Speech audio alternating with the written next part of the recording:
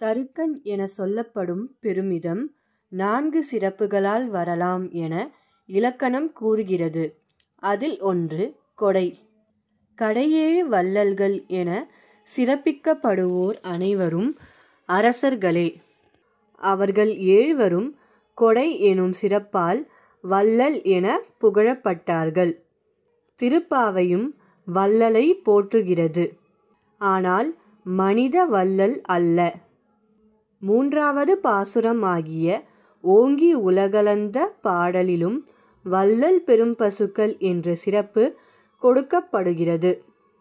21வது பாசுரமாகிய ஏற்ற களங்கள் என்ற பாடலிலும் மாற்றாதே பால் சொரியும் வள்ளல் பெரும் பசுக்கள் என்று பசுக்கள் சிறப்பிக்கப்படுகின்றனர்.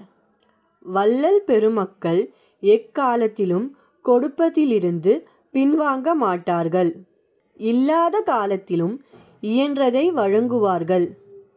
வறுமையிற் செம்மை என்ற இலக்கியம் இவர்களை பாராட்டும். பசுக்களும் பால் தரவேண்டிய நேரத்தில் மறைக்காது வேறுபாடு கருதாது வழங்கும் தன்மையினர். ஆற்றப் படைத்தான் மகனே என்பது அத்தகைய பசு கூட்டங்களை நிறைய உடைய நந்தகோபனின் மகனே என்பதாம். ஊற்றம் என்ற சொல் அருளுடைமையை குறிக்கும். ஊற்று எனும் கருணை இச்சொல்லோடு தொடர்புடையது. உலகில் தோற்றமாய் நின்ற சுடரே என்பது உலகில் தோன்றிய ஒளி பொருளே என்பதாம். கண்ணனை பாடி போற்றுதல் எப்படி உள்ளது என்றால், போரில் தோற்ற பகையரசர்கள் அரண்மனைக்கு வந்து பணிந்து புகழ்வதைப் போல உள்ளதாம்.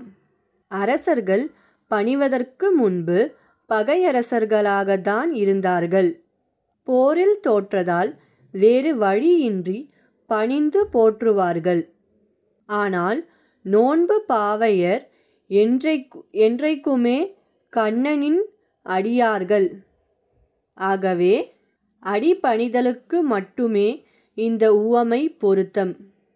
கறக்கும் பால் பாத்திரங்கள் பொங்கி வழியும்படி பால் தரும் வள்ளலாகிய பசுக்களை நிறைய உடைய நந்தகோபனின் மகனே, விழித்து எழுக.